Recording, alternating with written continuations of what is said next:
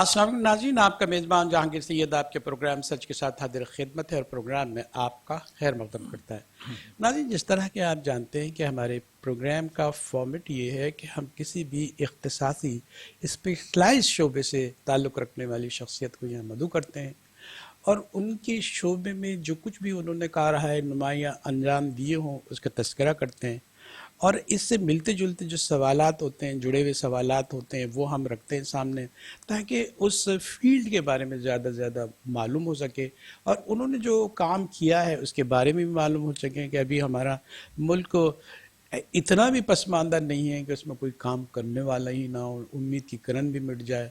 بہت کچھ امید رکھی جا سکتی ہے۔ مسلمان کا تو کام ہی امید اور یقین کے ساتھ جینا ہے۔ یہاں آج خوش قسمتی سے ہمارے ساتھ ہیں MBBS ڈاکٹر ہیں، لیکن ان کا کام بڑا پھیلا ہوا ہے۔ ڈاکٹر فیاض عالم صاحب ہم ہیں اور ایک جنرل سیکریٹری بھی ہیں، ایک دعا فاؤنڈیشن میں وہ کام کرتے ہیں جو انہوں نے اس کی جو بنیاد رکھی ہے۔ اب اس سے وابستہ چیزیں بھی آپ دیکھیں گے کہ اس کتنا انقلاب آفری کام کیا ہے آپ نے۔ 1991 میں جو ہے وہ آپ میڈیکل کالج سے MBBS بھی آپ نے کیا، اس کے بعد جو ہے آپ کو نہ جانے ایز اے جو ہے میڈیکل ڈاکٹر ہونے کے علاوہ انہوں نے یہ سوچا کہ ہماری جو تھر کا علاقہ ہے وہ اتنا پسماندہ ہے، خشک ہے، خشک سالی ہے۔ آپ دیکھتے ہیں کتنے بچے اور عورتیں مر رہی ہوتی ہیں، بیماری ہے، ایک قحط سالی ہے، بارشیں نہیں ہوتی، اور سرحد کے پار آپ دیکھیں گے، بھارت کے علاقے میں دیکھیں گے تو وہاں ہر طرح کی خوشحالی بھی نظر آتی ہے، سبزہ نظر آتا ہے۔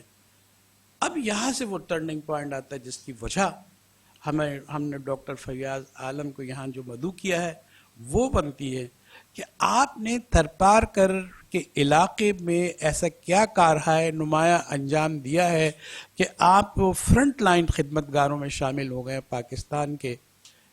یہاں ہم آپ سے تعارف بھی کراتے چلیں ڈاکٹر فیاض عالم صاحب، یہ ہماری خوش قسمتی ہے کہ ہم نے آپ کو بلایا ہے جو پاکستان کی بہتری کے لیے، اور اس کو تو یہ سبز اس کا کلر بھی اس کے پرچم کا، اور آپ نے اس کی سرزمین کو بھی جو ہے سبز کرنے کا جو فیصلہ کیا اور اس میں کامیابی حاصل کیے، اس بارے میں ہم پہلا یہ سوال کرتے ہیں کہ آپ ہیلتھ کے جو ہے وہ ظاہر ہے آپ نے ہیلتھ پہ بھی بہت کام کیا ہوگا، اس کا بھی تذکرہ ہونا چاہیے، لیکن تھرپارکر کی جو حالت تھی، جو زراعت ہماری، ویسے ہی ہم تو زرعی ملک کہلاتے ہیں، لیکن ہماری بدقسمتی یہ ہے کہ ہم زراعت ہی میں سب سے جو ہے وہ پسماندہ نظر آ رہے ہیں۔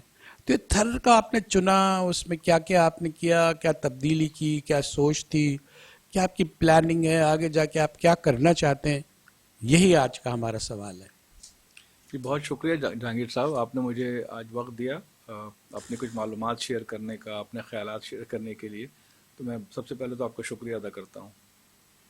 دیکھیے تھرپارکر جو ہے نا، مجھے تھرپارکر میں پہلی دفعہ جانے کا موقع ملا 1998 میں، جی جی جب میں نعمت اللہ صاحب کے ساتھ کام کرتا تھا۔ اچھا، یہاں کے ہمارے میئر ناظم جی کراچی، سابق سٹی ناظم جی جماعت جی اسلامی کراچی کے وہ امیر جی بھی تھے جی جی اور الخدمت کے جو ذمہ دار بھی تھے۔ تو مجھے وہ جو سب سے پہلے وہ جب تھرپارکر گئے تو اگلے وزٹ میں مجھے بھی لے کے گئے کہ یار تم سوشل ورک میں میرے ساتھ ہو تو آپ ساتھ کام کرتے ہیں یہاں پر کچھ۔ تو کیونکہ تھرپارکر سے ایک لمبی وابستگی ہے اور وہاں صحیح سینکڑوں دفعہ صحیح جانے کا صحیح موقع ملا۔ عام طور پر دیکھیے جو بھی NGOs ہیں یا کوئی بھی فرد اگر تھرپارکر جائے گا تو اس کے ذہن میں ہوگا کہ جی صحرائی علاقہ ہے جی جی اور یہاں پر پانی کا مسئلہ ہے، تو لوگ وہاں پر ہینڈ پمپ بنواتے ہیں، کنویں بنواتے ہیں اور پانی کے مختلف طرح کے پروجیکٹ۔ گورنمنٹ بھی آپ ہمیشہ سنیں گے آپ کہ جی سولر پروجیکٹ ہو رہے ہیں اور فلٹر پلانٹ لگ رہے ہیں، RO پلانٹ لگ رہے ہیں اور اس میں کروڑوں اربوں روپے خرچ ہو رہے ہیں، پھر مینٹیننس کے ایشو بھی ہوتے ہیں، وہ لگتے بھی ہیں، بند بھی ہو جاتے ہیں، تو ایک عجیب و غریب چکر ہے وہاں پر۔ 2014 میں جو ہے وہ میڈیا میں بہت زیادہ خبریں آنا شروع ہوئیں کہ وہاں پر بچے مر رہے ہیں۔ ظاہر ہے جی آپ جی لوگوں نے ہی اس کو بہت زیادہ جی وہ جی کیا، اور حقیقت بھی یہ تھی کہ وہاں نومولود بچوں کی اموات بہت بڑے پیمانے پہ ہو رہی تھی۔ صحیح صحیح تو ہمیں وہاں جانے کا موقع ملا، ظاہر ہے ہم جاتے رہتے تھے، لیکن اس حوالے سے جانے کا موقع ملا کہ اچھا بھائی یہ کیا سلسلہ ہے، کیوں مر رہے ہیں بچے۔ تو میں نے وہاں جا کے ملاقات کی جو DHQ ہاسپٹل ہے، ڈسٹرکٹ ہیڈ کوارٹر ہاسپٹل مٹھی کا، اور وہاں کے جو MS ہیں، اب ان کا انتقال ہو گیا، ڈاکٹر بھرگڑی نام تھا ان کا، عبد الجلیل بھرگڑی، جنرل اچھا سرجن اچھا تھے وہ، بھرگڑی MSB تھے اور وہاں کے DHO بھی تھے وہ. میں نے ان سے بتایا, تعارف کرایا اپنا کہ بھائی میں کراچی سے آیا ہوں, ڈاکٹر ہوں, آپ مجھے بتائیں کہ بچے کیوں مر رہے ہیں بھائی, ایسا کیا مسئلہ ہے. اچھا. تو انہوں نے جو ہے نا مجھے ایک کمرے میں لے کر گئے, وہ اس سے تھوڑا بڑا کمرہ ہوگا, اور انہوں نے کہا کہ جی ہم نے جی NICU بنایا ہے. تو میں نے کہا یہ کیسا NICU بنایا آپ نے, نہ اس کا اکوپمنٹ ہے, نہ ٹرینڈ اسٹاف ہے, آکسیجن کی سے لائنیں بھی نہیں تھیں. یہ بات ہے 2014 کے آخر کی. اچھا, ابھی ریسنٹ جو زیادہ تو, لیکن اب تو کافی سال ہو گئے. اچھا. تو میں نے کہا بھائی بچے تو اس لیے مر رہے ہیں کہ ان کا علاج ہی نہیں ہو رہا, ٹھیک ہے نا, تو بھائی علاج کرتے ہیں, کچھ کرتے ہیں اس کے لیے. کہنے لگے کہ یار میں تو لکھ کے تنگ آ چکا ہوں اور کوئی سنتا نہیں ہے ہماری. تو ہم نے پھر ہم کرائے واپس آئے سر, اور میرے ساتھ ہمارے دوست تھے جو دعا فاؤنڈیشن کے ذمہ داران ہیں, عامر تھے, زبی, میرے بڑے بھائی ممتاز عالم, اور کچھ عدنان تھے. ہم نے پھر آ کے یہاں پر کچھ لوگوں سے بات کی, کچھ دوستوں سے فنڈ حاصل کیا, اپنی فیملی میں بات کی, اور اس NICU میں تقریباً کوئی 50 لاکھ روپے کا اکوپمنٹ دیا. صحیح. اور آکسیجن کی لائنیں لگوائیں, انکیوبیٹر دیے, کافی ساری چیزیں دی ان کو. اس کے بعد کیا ہوا کہ ہمارے اپنے ہاسپٹل میں کراچی میں ایک اسٹاف تھا جو بیسیکلی سوات کا رہنے والا ہے, رہا تو کراچی میں ہے وہ, اس کا نام ہے رحمان اللہ خان. صحیح. تو میں نے اس کو کہا کہ یار وہاں پر اسٹاف نہیں ہے, بچے آتے ہیں, چھوٹے بچے ہوتے ہیں, کم ان کا وزن ہوتا ہے, انفیکشنس ہوتے ہیں, کافی سارے انفیکشن لگا کے آتے ہیں, کیونکہ 80% ڈیلیوری تو گھروں میں ہوتی ہے نا سر وہاں پر. تو آپ یہاں پر ان کو سکھاؤ, 2-3 مہینے آپ یہاں پہ رہیے. جب وہ اس کو ہم نے فروری 2015 میں وہاں لے آ کے متعارف کرا دیا, اور ایک کرائے کا چھوٹا سا مکان لیا اور وہاں رکھ دیا اس کو, اور ہمارا خیال تھا کہ 3 مہینے کے بعد وہ واپس آ جائے گا. اچھا. آج سر 2022 ختم ہو رہا ہے, وہ آج بھی وہاں پہ کام کر رہے ہو. اچھا, وہاں آپ تو رپورٹ رکھتے ہیں کہ کیا نہیں, ہم جاتے رہتے ہیں نا سر وہاں پر. اس کے علاوہ پھر یہ ہوا کہ امریکہ میں ہمارے دوستوں کی آرگنائزیشن ہے مسلمانوں کی ہیلپنگ ہینڈ, پھر اس نے ہمیں جی انہوں نے پھر جوائن کیا. اور ہم اب اس وقت ہمارا جو ہے نا, یعنی 2015 سے فروری 2015 سے اس مٹھی کے ہاسپٹل میں جو کہ سرکاری اسپتال ہے, اس کے NICU میں ہمارے 6 افراد کام کر رہے ہیں. صحیح. اور اگر ان کو ہم نکال لیں وہاں سے تو ڈیفینیٹلی وہ مشکل میں آ جائے گا ادارہ وہ. تو ہم جب بھی کوشش کرتے ہیں کہ اس کو واپس بلائیں, اور گورنمنٹ سے بات کرتے ہیں کہ بھئی آپ لوگ اپنا اسٹاف رکھ لیں, تو یہ آتا ہے کہ جی آپ رکھو, آپ نکالیں گے تو پھر مسئلہ ہو جائے گا, آپ بچے مریں گے. تو ہم اس انسانی ہمدردی کی وجہ سے صحیح آپ سمجھ لیں کہ اپنے اسٹاف کو واپس نہیں بلا پا رہے. صحیح. تو یہ ہمارا وہاں پر دعا فاؤنڈیشن کے حوالے سے ایک سگنیفیکنٹ کام تھا. آج وہ جو مٹھی کی نرسری ہے اس پہ گورنمنٹ نے بھی کافی پیسے لگائے بعد میں, اور اس میں اسٹاف بھی بڑھایا, ڈاکٹر بھی دیے. صحیح. لیکن وہ آپ سمجھ لیں کہ سندھ کے اندر کراچی کے بعد وہ سب سے اچھی نرسری ہے سر. تھر بھی جی, تھر پاکر کے جو دیچ کی ہاسپٹل ہے اس کی جو نرسری ہے نا, وہ میرپور خاص, حیدرآباد. اصل میں دیکھیں ہیلتھ کے حالات جو ہے نا بڑے کس بنیادوں پہ آپ نے اتنا فلورش اس کو کیا سر؟ ہمارا اصل میں دیکھیں تھر پارکر میں کیونکہ غربت بہت ہے نا, تھر پارکر جو ہے پاکستان کے غریب ترین اور پسماندہ ترین اضلاع میں شامل ہے. صحیح. تو ظاہر ہے کہ ہمیں تو لگتا تھا کہ بھائی یہ جو بچے مر رہے ہیں ان کو آپ بچا سکتے ہیں, ان میں سے کچھ کو بچا سکتے ہیں آپ. تو اگر ٹرینڈ اسٹاف ہوگا, اچھا اکوپمنٹ ہوگا, نرسری ہوگی, تو ظاہر ہے کہ ان کی شرح اموات میں کمی آئے گی. الحمدللہ اس وقت وہاں کئی باہر کے اضلاع سے لوگ آتے ہیں سر. سوچیں آپ تھر پارکر میں میرپور خاص سے, عمر کوٹ سے تو ریگولر بچے آتے ہیں وہاں. اچھا, جی 24 گھنٹے فری علاج ہوتا ہے وہاں پر, اور بہت زبردست. اس میں آپ کا کیا رول ہے, آپ کی فاؤنڈیشن کا یا آپ ہم نے نا اس کو, نرسری تھی نہیں وہاں پر, نرسری تھی ہی نہیں وہاں پر. نرسری پوری ہم نے بنائی ہے, ہم نے اس پہ فنڈز بھی آپ نے پرووائڈ سر سارا اکوپمنٹ ہم نے دیا. لیکن بعد میں دیکھیں اسپیشلٹی بھی آپ نے بنائی ہے, اس کی فیکلٹی کی. دیکھیں اصل میں سر بات کیا ہے, یہ سمجھنے کی ضرورت ہے. میں عام جو ہمارے جو دیکھنے والے ہیں ان کو بتا رہا ہوں کہ دیکھیں انٹینسیو کیئر جو ہے نا, انٹینسیو کیئر میں 2 چیزیں 3 چیزیں ہیں. ایک اکوپمنٹ ہے, جی جی ٹھیک ہے, ایک ڈاکٹر ہے, اور ایک اسٹاف ہے. صحیح. جو 24 گھنٹے وہاں دستیاب ہوتا ہے نا وہ اسٹاف ہوتا ہے. صحیح. اگر وہ ٹیکنیکلی اچھا ہے تو آپ کا وہ انٹینسیو کیئر کی فیسلٹی اچھی چلے گی. صحیح. اور اگر وہ نہیں اچھا تو نہیں چلے گی. اب وہاں پر کیونکہ کوئی نرسنگ اسکول وغیرہ اچھی کوالٹی کے نہیں ہے, جو وہاں سے کراچی آتا ہے واپس نہیں آتا, ٹھیک ہے. صحیح بات. تو بیسیکلی آپ حیدرآباد چلے گئے سر. کل ہی جو ہے نا مجھے رات کو ایک صاحب کا فون آیا کہ ڈاکٹر صاحب ہمارے ایک جاننے والے صاحب ہیں, فائنینشلی ویک ہیں, وہ ان کا بچہ 4 دن پہلے پیدا ہوا ہے, تو اس کو کراچی لے کے آئے ہوئے ہیں. اور وہ NICH میں ہیں اور وہ کہتے ہیں وینٹیلیٹر نہیں ہے. ہاں وہ تو وہاں تو تو آپ مسئلہ ہے، بتائیں کہ مستقل تو مسئلہ ان کو ہے. میں نے ہمارے ہاں دعا فاؤنڈیشن کی نرسری میں سر 6 وینٹیلیٹر ہیں، کراچی میں بھی نرسری ہے ہماری. تو ان کو میں نے کہا کہ ٹھیک ہے یہاں لے آئیں آپ. تو اللہ کا شکر ہے وہ ایڈمٹ ہو گیا. لیکن حیدرآباد میں، حیدرآباد جو ہے اتنا بڑا شہر ہے، اس کے اندر سر کسی ہاسپٹل میں وینٹیلیٹر نہیں ہے بچوں کا. ایک چیریٹیبل ہاسپٹل میں ہے 4 وینٹیلیٹر ہیں اس کے اندر. تو اتنے بڑے شہر میں اگر آپ کے پاس صرف 4 وینٹیلیٹر ہیں بچوں کے تو کیسے کام چلے گا؟ تو وہ جو نرسری ہے بیسیکلی مٹی کے ہاسپٹل کی، وہ ہم نے ہی بنائی. لیکن ظاہر ہے کہ وہ تھا تو گورنمنٹ کا ہاسپٹل نا، تو گورنمنٹ نے اس میں کافی اضافہ کیا. یہ جو آپ بات کر رہے ہیں نا اندر کا ڈاکٹر آپ کے بول رہے ہیں کہ آپ نے ہیلتھ کے میدان میں کیا کیا، وہیں یہ میں یہ پوچھنا ساتھ ساتھ یہ بھی پوچھنا چاہتا ہوں کہ جو تھرپارکر ہے، زراعت کا مسئلہ ہے، خشک سالی ہے، قحط سالی ہے، کھانے سے جڑی ہوئی ساری چیزیں ہیں، اس میں آپ نے کیا اس میں کچھ کیا کیا؟ دیکھیے سر بات کیا ہے کہ جب سے یہ انٹرنیٹ آیا ہے نا، انٹرنیٹ، گوگل، یوٹیوب، میڈیا، اس کی وجہ سے نا دنیا میں معلومات کی رسائی بہت تیز ہو گئی ہے، بہت صحیح آسان ہو گئی ہے. آپ یہاں بیٹھ کے دنیا کے کسی بھی حصے میں کون سا کام ہو رہا ہے معلوم کر سکتے ہیں. صحیح اب ہم کیونکہ سوشل ورکر ہیں تو ہمارے لیے ضروری ہے کہ ہم نالج حاصل کریں پہلے، پھر کام کریں. صحیح. تھرپارکر کا جو سب سے بڑا مسئلہ ہے وہ غربت ہے. وہاں جو ایگریکلچر ہے وہ بارانی ایگریکلچر ہے، یعنی بارش ہوگی تو لوگ فصلیں لگا لیں گے. 2 فصلیں لگاتے ہیں لوگ عام طور پر، ایک گوار کی اور ایک باجرے کی. اس کے علاوہ بارش کی وجہ سے پورا تھرپارکر میں گرینری ہو جاتی ہے، گھاس اگاتی ہے قدرتی، مختلف طرح کے پودے اگاتے ہیں. صحیح صحیح. تھرپارکر کے لوگوں کی معیشت کا ایک بڑا دار و مدار اس بارانی ایگریکلچر پہ ہے. صحیح. اور دوسرا کیٹل پہ ہے سر، کیٹل پہ. یعنی ان کے پاس جو ہے نا بہت سارے مویشی ہیں، ان کی اپنی گائے کی نسل ہے، بکروں کی نسل ہے، بھیڑ کی نسل ہے، اونٹ ہے وہاں پر. مویشی اگر پالنے ہیں آپ کو تو آپ کو سارا سال چارہ چاہیے. صحیح. جس سال بارش ہوتی ہے ادھر چارہ بہت ہوتا ہے، لیکن جب بارش نہیں ہوتی تو چارہ ختم ہو جاتا ہے. صحیح. ہم نے وہاں پر یہ کیا، کافی ریسرچ کی، کافی یعنی لوگوں سے مشاورت کی، دیکھا گوگل پہ، دیکھا یوٹیوب پہ، دیکھا کہ انڈیا میں کیا ہو رہا ہے، افریقہ میں کیا ہو رہا ہے. اور الحمدللہ اس کے بعد ہم نے ایکسپیریمنٹ کیا ایک، کہ ہم نے ایک غریب آدمی تھا سر، غریب آدمی جو بیسیکلی نا یہ جو جنگلی دیوی کہتے ہیں، کیکر ہوتا ہے نا ہمارے یہاں، یہ جو کیکر کی جھاڑیاں، جی وہاں پہ دیوی کہتے ہیں، دیوی کی جھاڑیاں. وہ دیوی کی لکڑیاں کاٹ کے سپلائی کرتا تھا اینٹوں کے بھٹوں کو. اچھا. اور ڈیلی کے تقریباً 300 روپے کماتا تھا وہ. اچھا. ہم نے اس کو کہا کہ بھائی تمہاری آبائی زمین ہے، کیونکہ زمینیں تو بہت ہیں وہاں پر، 20,000 مربع کلومیٹر کا وہ سر تھرپارکر صحرا ہے.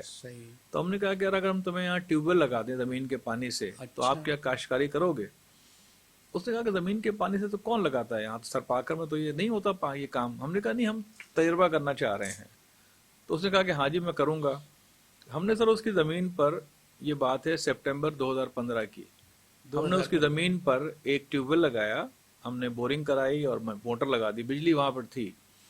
اس کے بعد اس کو تھوڑی سی سکھایا کچھ دوستوں کی مدد سے کہ بھائی سرسوں کیسے لگائی جاتی ہے، گندم کیسے لگائی جاتی ہے.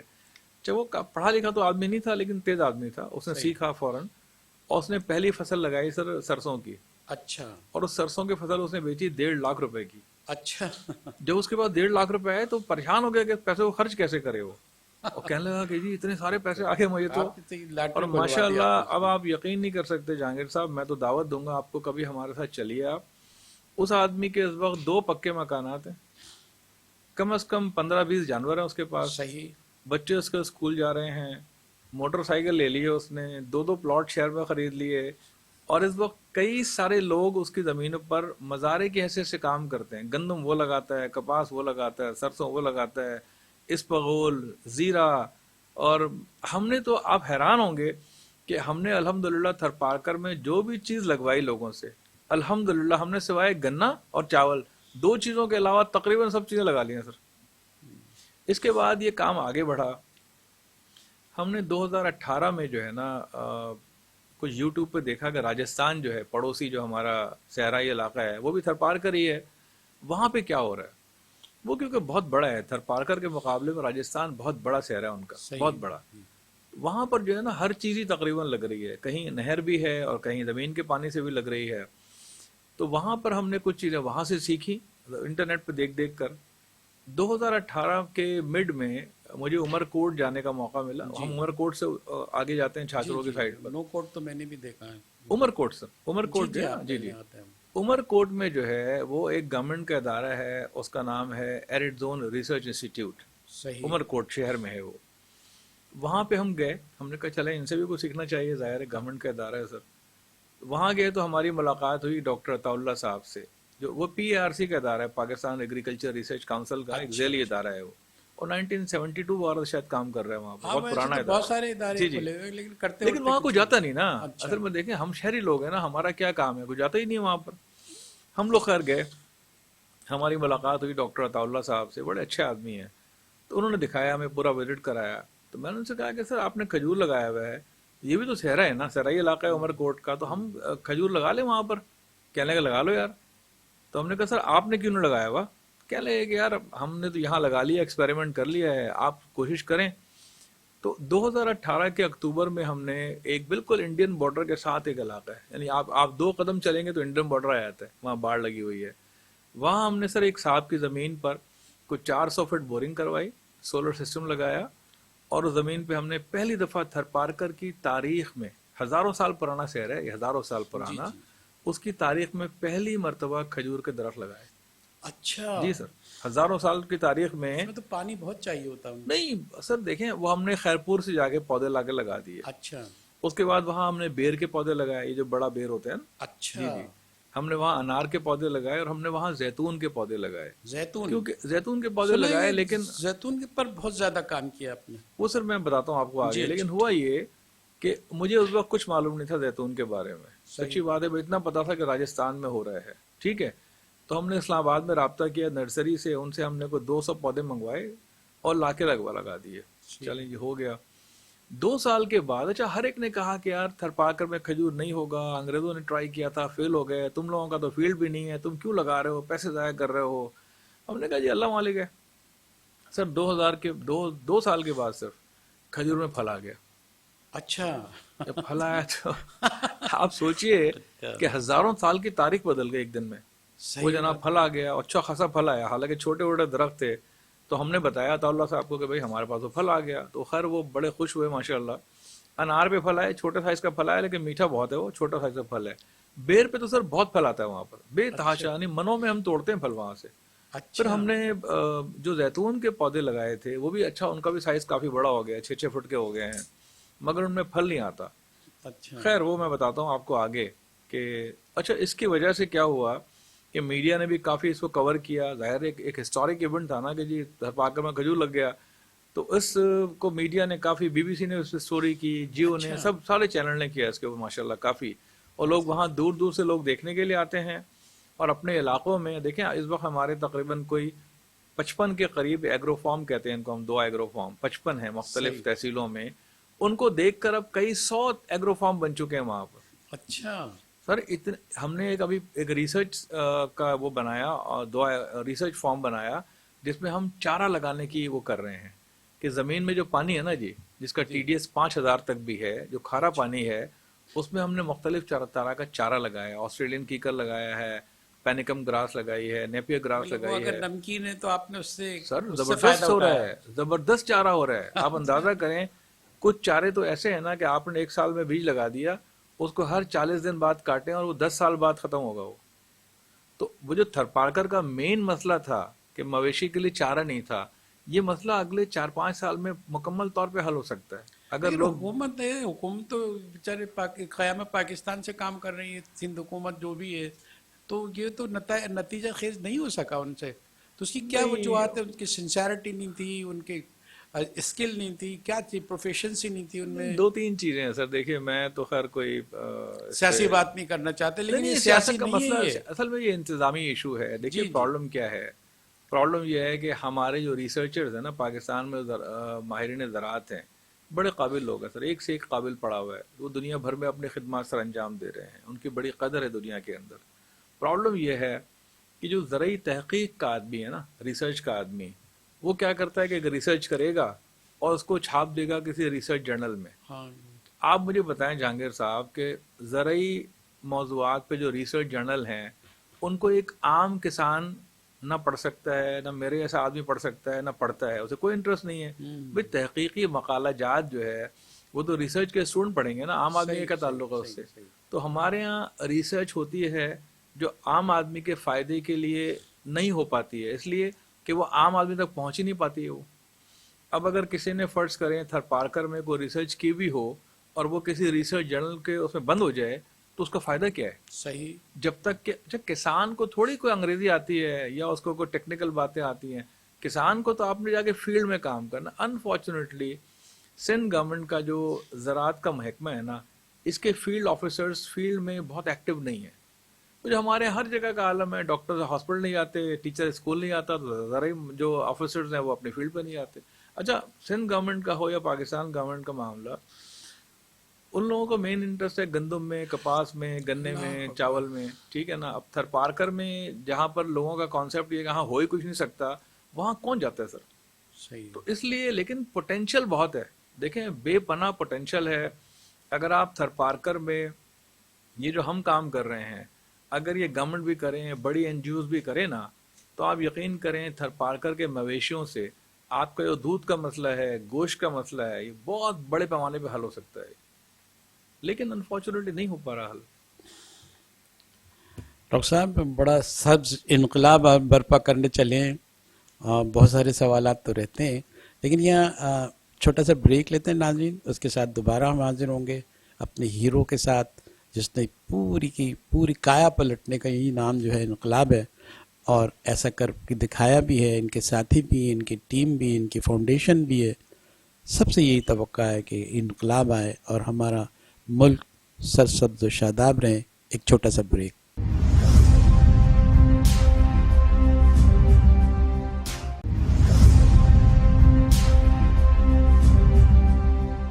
ویلکم بیک ناظرین، پروگرام میں دوبارہ ہم آپ کا خیر مقدم کرتے ہیں. ہمارے ساتھ ڈاکٹر فیاض عالم موجود ہیں، MBBS ڈاکٹر ہیں، ہیلتھ کے شعبے میں بڑا کام کیا ہے. لیکن آج جو ہے جو ایک انقلاب آفرین آپ نے کام کیا ہے، اس کی طرف ہماری توجہ ہے. ہم وہی چاہیں گے کہ ہم تھر کی ترقی کے اعتبار سے بات کریں. وہاں ایک اور موضوع ہے ڈاکٹر صاحب، ہم آپ کی طرف آتے ہیں. یہ جو زیتون ہے یہ تو نعمت ہے. اگر ہم سارے عربستان والے زیتون ہم لوگ وہاں جائیں تو زیتون سے ہماری آوبگت کرتے ہیں اور ہم سوچتے ہیں کہ یہ بڑی نعمت ہمیں میسر نہیں ہے. لیکن آپ نے ایسی جگہ پہ جہاں بیری نہیں اگتی تھی، بیر نہیں اگتا تھا، بڑے بڑے بیر اگائے اور ساتھ ساتھ جو ہے زیتون میں بھی آپ نے ہاتھ ڈال دیا اور یہ کامیابی بھی سنا حاصل کی ہے. اس کی کہانی کیا ہے؟ سر زیتون کی کہانی تو میں سمجھتا ہوں کہ اللہ تعالیٰ کی طرف سے ایک انعام ہے. صحیح. اور جہانگیر صاحب بنیادی بات یہ ہے کہ یہ جو کوئی چیز دریافت کرتا ہے نا انسان، دریافت اس میں اس کا اپنا کوئی کمال نہیں ہوتا. اللہ تعالیٰ چاہتا ہے کہ بھئی وہ آپ کے ذریعے ہو جائے کیجئے تو آپ کو کرم فرماتا ہے. لیکن زیتون کی سٹوری جو ہے نا پاکستان میں بہت ہی عجیب و غریب ہے. میرے لیے تو بہت قابل فخر بات ہے. بہت زیادہ میں اللہ کا شکر ادا کرتا ہوں کہ اس نے مجھ سے ایک ایسا کام لے لیا جو میرے خواب و خیال میں نہیں تھا. لیکن ہوا یہ ہے کہ میں نے 2000 میں تھر پارکر میں لگا لیا نا، ہم نے تھر پارکر میں لگایا، لیکن اصل کہانی کچھ اور ہے. وہ بتا رہا ہوں آپ کو میں. ہوا یہ کہ تھر پارکر میں لگایا، مجھے زیتون کے چند اقسام کے نام معلوم تھے اور یہ معلوم تھا کہ پاکستان میں زیتون کا تیل اٹلی سے آتا ہے، اسپین سے آتا ہے، ترکی سے آتا ہے، پھل بھی آتے ہیں ظاہر ہے. اس سے زیادہ کی معلومات نہیں تھی سر. ہوا یہ کہ 2020 کے شروع کے مہینوں میں مارچ اپریل وغیرہ میں نے ایک ویڈیو دیکھی یوٹیوب کے اوپر. وہ ویڈیو میں دکھایا گیا تھا کہ دیر جو ہے، یہ دیر جو ہمارے سراج الحق صاحب کا علاقہ ہے نا، لوور دیر، یہاں پر پہاڑوں پہ کچھ درخت ہیں، ان درختوں پہ قلم کاری گرافٹنگ کر کے لوگ جو ہے نا زیتون پیدا کر رہے ہیں، اسے تیل نکال رہے ہیں، اسے پیسے کما رہے ہیں. تو میں نے خیر کہا اچھا جی، مجھے بڑا انٹرسٹ ہوا وہ دیکھ کر. تو میں وہاں چلا گیا دیر، کیونکہ وہاں ظاہر ہے ہمارے سراج صاحب کی وجہ سے اور بہت سارے دوست رہتے ہیں ہمارے، جاتے رہتے ہیں وہاں پر. تو وہاں میں گیا، وہاں اس بندے سے ملا، اس سے کہیں سے رابطہ نکال کے میں اس سے ملا، جا کے اس کے گاؤں گیا. جب گیا تو میرے ساتھ کیمرہ مین بھی تھا اور بھی دوست تھے کچھ. ہم نے سر وہاں معلومات لے کر ایک ویڈیو بنائی چھوٹی سی، اور میں نے اس ویڈیو میں بتایا لوگوں کو کہ پاکستان میں جنگلی زیتون کے درخت پائے جاتے ہیں جن کی تعداد کوئی 8 کروڑ کے لگ بھگ ہے، جو ہمارے زرعی ماہرین نے بتایا ہوا تھا. ان درختوں پہ اگر گرافٹنگ کی جائے تو آپ 50-60 طرح کا زیتون حاصل کر سکتے ہیں، جو کہ وہاں کے لوگ حاصل کر رہے تھے. وہ 32 طرح کے زیتون تو وہاں پہ لگے ہوئے تھے، جو ہم نے دیکھا بھرے ہوئے تھے درختوں پہ زیتون، چھوٹے بڑے کالے ہرے ہر طرح کے. وہ ویڈیو جو ہے نا، کیونکہ جو اس علاقے کے لوگ تھے ان کو ہی معلوم نہیں تھا کہ یہ آدمی کیا کرتا ہے. بھائی اس پہاڑ پہ تو معلوم تھا، لیکن پورے دیر میں یا پورے KPK میں نہیں معلوم تھا. وہ ویڈیو ہو گئی وائرل، اور اس بری طریقے سے وائرل ہوئی کہ خود مجھے اس کی واٹس ایپ پہ روز 100 لوگ بھیجتے تھے مجھے کہ یار یہ کیا چیز ہے. میڈیا والے، سیاستدان، بے شمار لوگ جو ہے. اس کے بعد سر کیا ہوا کہ وہ ویڈیو جو ہے نا، پھر ظاہر ہے جب یہ ویڈیو وائرل ہوئی تو مجھے ہارون رشید صاحب کا فون آیا. اچھا. کہ بھائی ڈاکٹر فیاض تم میرے پروگرام میں آؤ تو بات کرتے ہیں. ٹھیک ہے نا. تو میں ان کے پروگرام میں گیا، وہاں بات ہوئی.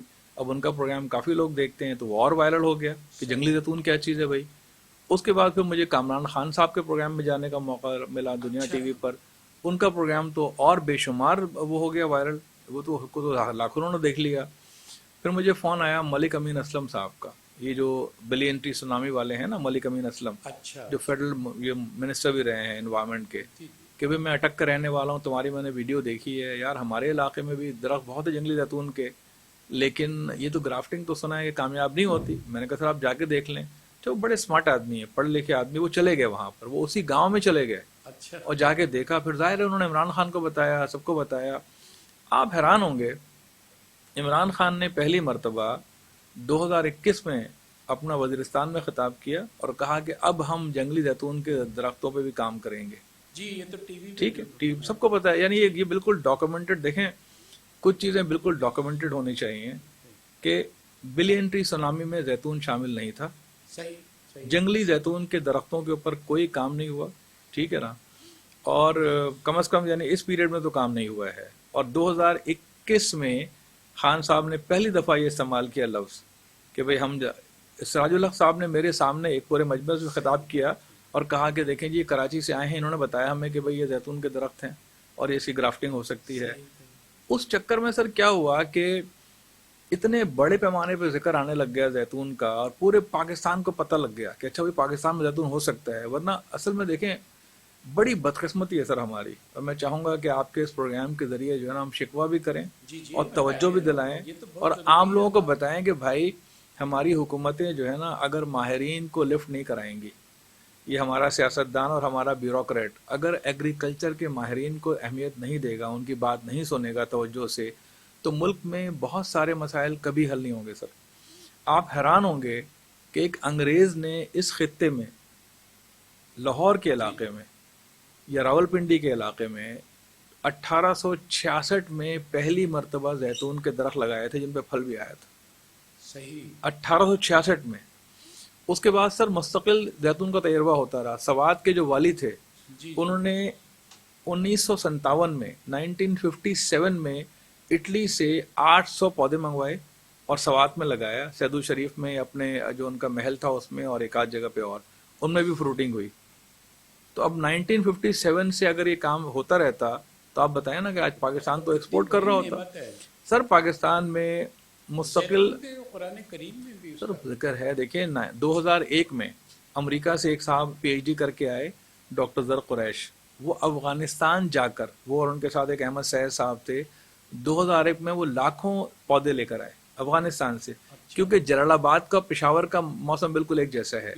تو انہوں نے سر پشاور میں وہاں سنگ بٹی فارم ہے، مردان میں لاکھوں پودے لگائے اور اس کے بعد انہوں نے ملک میں کئی علاقوں میں دیے. پھر انہوں نے جنگلی زیتون کی گرافٹنگ کی اور لاکھوں درختوں پہ باجوڑ میں، مالاکنڈ میں، چترال میں، دیر میں یہ لاکھوں درختوں کی گرافٹنگ وہ کر چکے تھے 2001 میں، 2002 وغیرہ میں.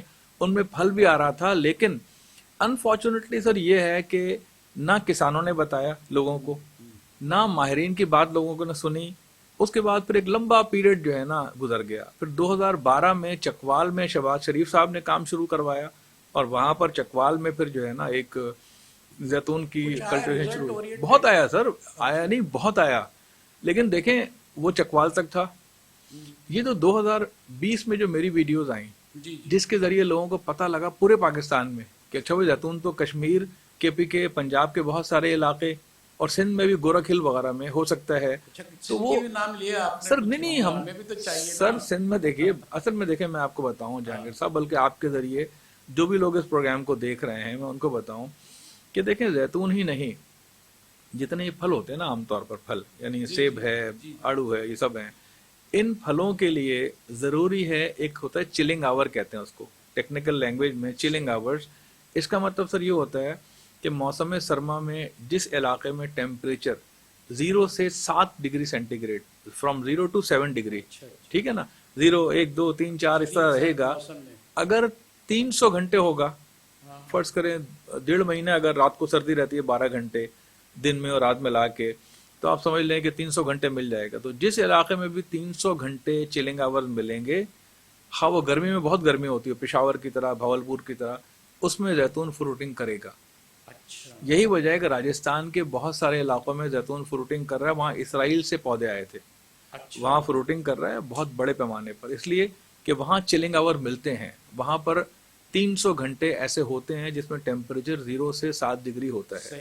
لیکن تھرپارکر میں انفارچونیٹلی ہمیں اب تک 300 گھنٹے نہیں ملے ہیں. 200 گھنٹے تو ملے ہیں, 300 گھنٹے نہیں ملے ہیں. لیکن سندھ کے اندر ایک ایسی جگہ ہے گورکھ ہل, دادو میں, جو چیف منسٹر صاحب کا علاقہ ہے, مراد علی شاہ صاحب, ان کے والد صاحب, جتوئی صاحب, 3 چیف منسٹر کا علاقہ ہے سر. یہاں صدیوں سے جنگلی زیتون کے درخت موجود ہیں. میں خود دیکھ کر آیا ہوں, ہم نے دریافت کیا اور یہ سب حیران تھے کہ یار اچھا ہمیں تو پتہ ہی نہیں تھا. انفارچونیٹ یہ ہے کہ سندھ کے اندر بھی یہ جو آپ کا پہاڑی علاقہ ہے کیرتھر رینج, جہاں جہاں ٹیمپریچر کم ہوتا ہے سر سردیوں میں, وہاں زیتون لگ سکتا ہے. لیکن پاکستان میں زیتون کے لیے جتنی جگہ ہے, زیتون لگتا ہے سب خراب زمینوں پر, پہاڑی زمینوں پر, مارجن لینڈ پر, پانی کی ضرورت کم ہے, بیماریاں کم آتی ہیں اس کو.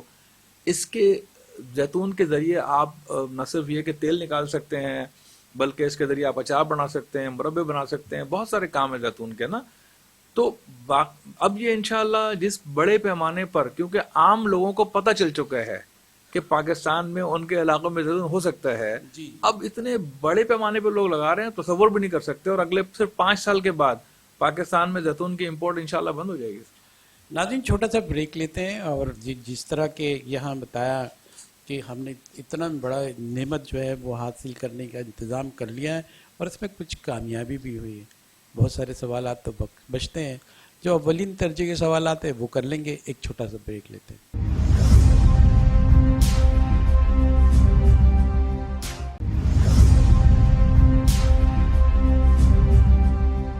ویلکم بیک ناظرین, پروگرام میں دوبارہ ہم آپ کا خیر مقدم کرتے ہیں. ہمارے ساتھ جو ہے جنرل سیکریٹری دعا فاؤنڈیشن یہاں موجود ہیں, ڈاکٹر فیاض عالم صاحب, MBBS ڈاکٹر ہیں, ہیلتھ کے شعبے میں بڑی آپ نے کام کیے ہیں, اپنا نام پیدا کیا ہے ملک کے لیے, ان کی مریضوں کی آسانی کے لیے بھی نئے نئے جہد تلاش کیے ہیں.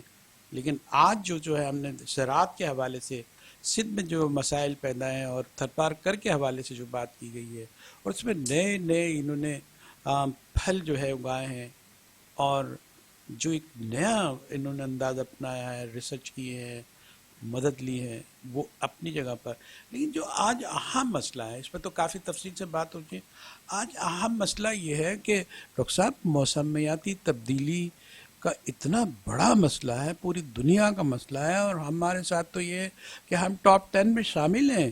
اس کی تبدیلی سے ہونے والی تباہی ہمارے حصے میں سب سے زیادہ شدت کے ساتھ محسوس کی جا رہی ہے.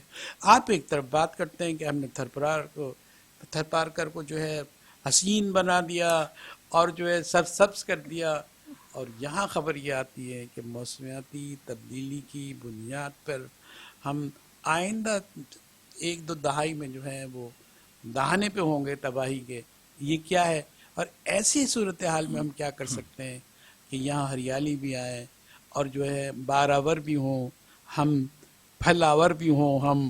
اس کے بارے میں آپ کیا کہیں گے؟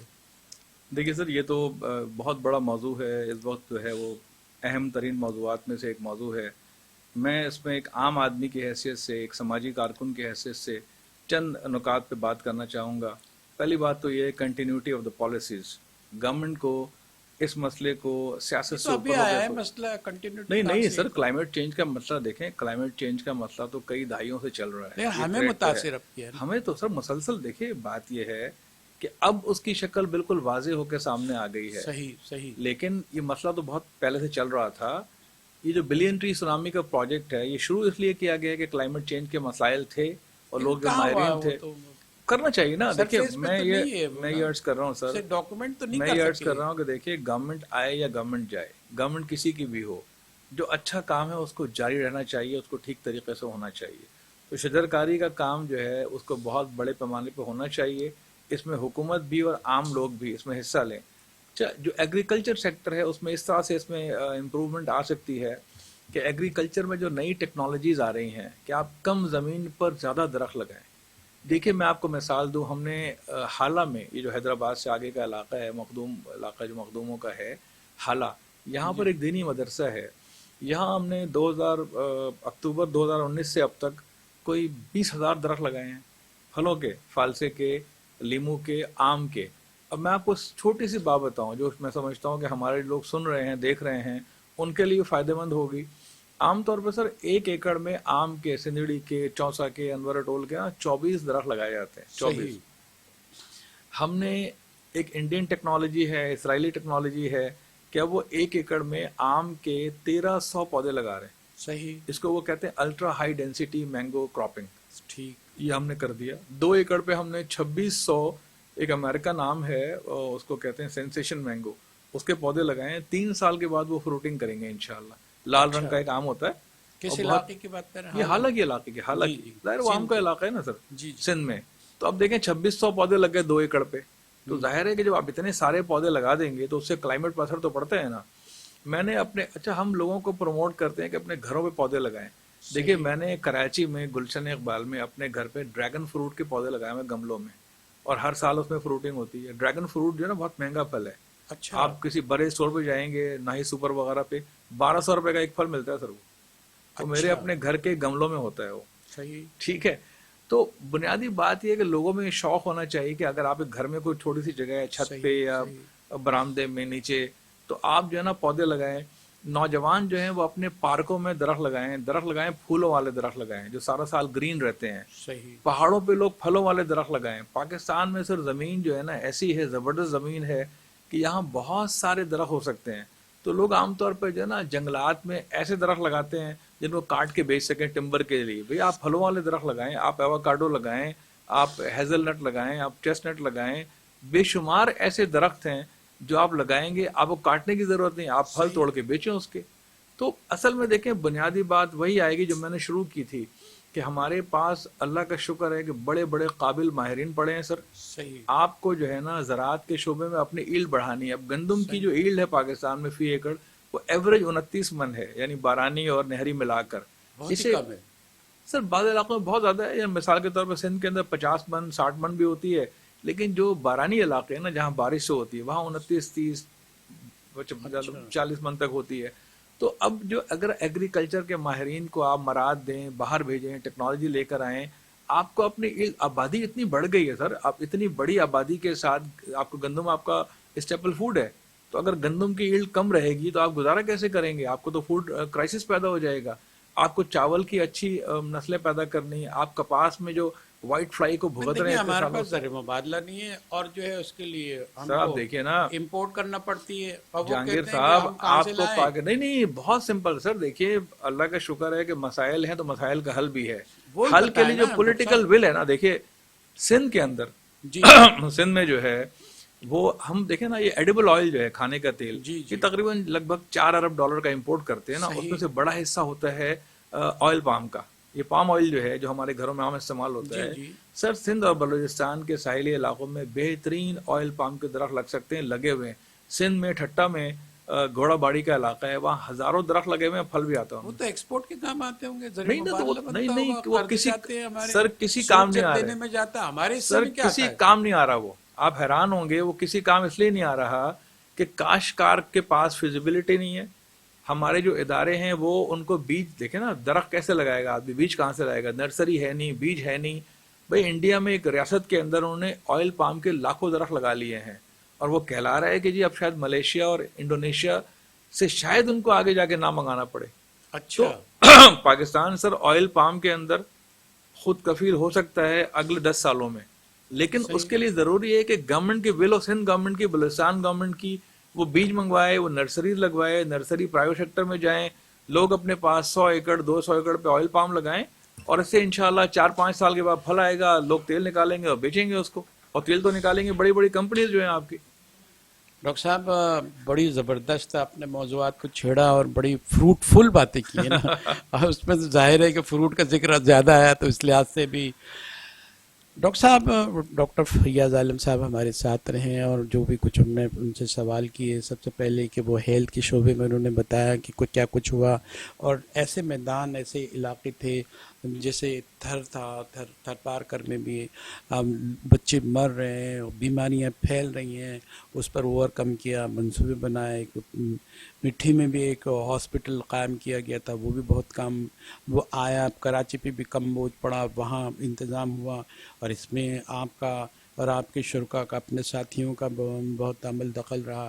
سب سے بڑی جو اہم بات کی ہے کہ زیتون ایسی نعمت جس کا قرآن شریف میں جو ہے ذکر بھی آیا ہے, اور زیتون ہمیں تو نظر نہیں آتا, لیکن آپ نے اگا کے بھی دکھا دیا ہے, اور وہ ایسی جگہ پہ اگایا ہے جو عام چیز بھی نہیں اگتی ہے. آپ نے تو ہیرے جو وہاں سے اگا دیے, اور وہ بھی بڑے پیمانے پہ. پہلے تو وہ ہر پھل نہیں آ رہا تھا, اب اس میں پھل بھی آ رہا ہے, اور ایسے آپ نے آئیڈینٹیفائی بھی کیے ہیں ایسے ایریے جہاں یہ سب کچھ زیتون اگ سکتا ہے, دوسرے بھی, اور بہت کاسٹلی قسم کے پھل جو ہمیں دستیاب نہیں ہو سکتے ہیں وہ بھی ہمیں مل سکتے ہیں. اس کی اسٹریٹجی بنانی چاہیے. فیزیبلٹی ہمارے پاس نہیں ہے, اگر فیزیبلٹی نہیں ہے تو ہم کیسے کام کر سکیں گے, اور کوئی تیاری نہیں ہے جو ہمارے پاس. آپ نے جس طرح کہا کہ ماہرین تو بہت اچھے ہیں, لیکن اس کا استعمال نہیں ہے, کسی کو پتہ ہی نہیں ہے کہ کیا ان سے کیا کام لیا جائے. وہ ایسے کہ ڈرین ہو جاتے ہیں, کہیں اور چلے جاتے ہیں, اور برین تو اسی طرح ہمارا جا رہا ہے.